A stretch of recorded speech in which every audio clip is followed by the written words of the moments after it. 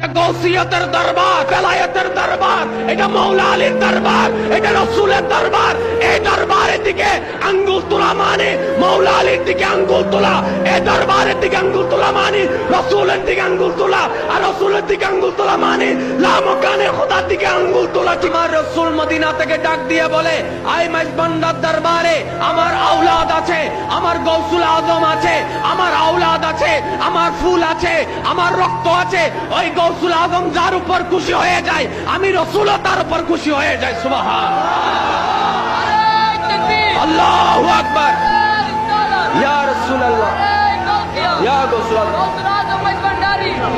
যার যত শক্তি আছে সেই শক্তি ব্যবহার করে একবার বলেন তো, ইয়া গৌসুল আজম। আশেকের আওয়াজটা এমন হয় না, আশেকের আওয়াজটা এমন হয় যে জালেমের কানের ভিতর গিয়ে অন্তরকেও পর্যন্ত সেট বানায় দেয়। কথা বলেন ঠিক না বেঠিক?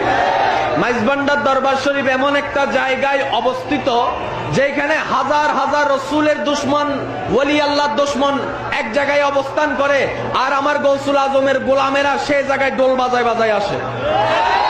আরেকটা আওয়াজ দিয়ে বলেন, আরেকটি ইমানি আওয়াজে। অন্য জায়গায় ডোল বাজুক না বাজুক, সে জায়গায় আসলে কিন্তু ডোলের বলিয়ম, ডোলের বলিয়ম, ডোলের বলিয়ম, আরো আওয়াজে ডোলের বলিয়ম। কিরে ভাই গোলাম আনে গৌসুল আজম মাইজবান্ডারি, এতক্ষণ ডোল বাজাইলা, এতক্ষণ আওয়াজ করলা, মাইক বাজাইলা, ভালো কথা। এখানে আসার পরে মাইকের সাথে সাথে তালও বাইরে গেছে, ব্যাপারটা কি?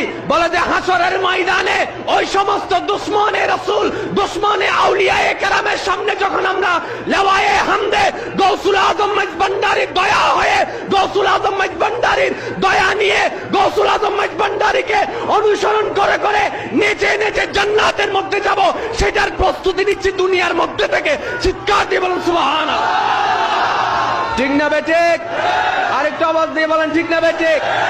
বড়ই অবাক্কর বিষয়, যারা আমার গৌসুল আজমকে মানে না, যারা মাইজবান্ডার দরবার শরীফ নিয়ে বিভিন্ন ঠাট্টা মস্কারি করে, তারাও মাইক নিয়ে বসে আছে, বারবার রাস্তার মধ্যে অ্যানাউন্স করে, গৌসুল আজম মাইজবান্ডারির ওরস শরীফে যারা আসছেন মসজিদের জন্য 2টা টাকা দিয়ে যান।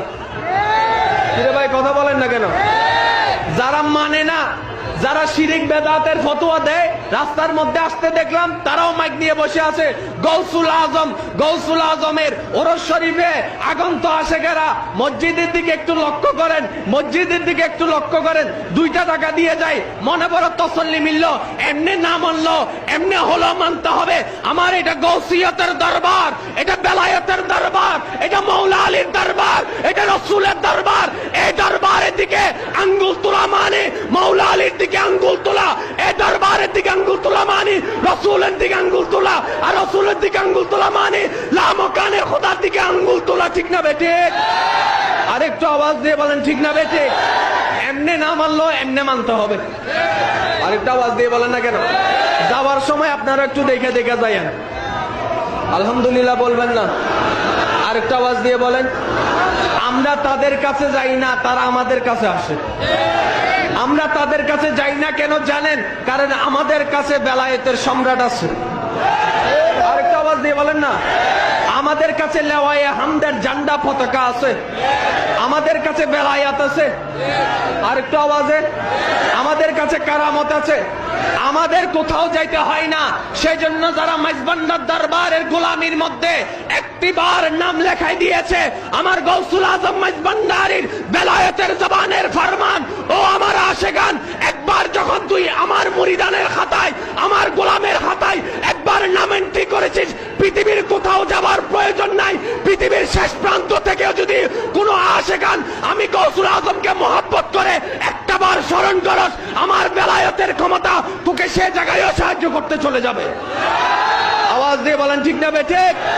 আরেকটু আওয়াজে বলেন ঠিক না বেঠিক?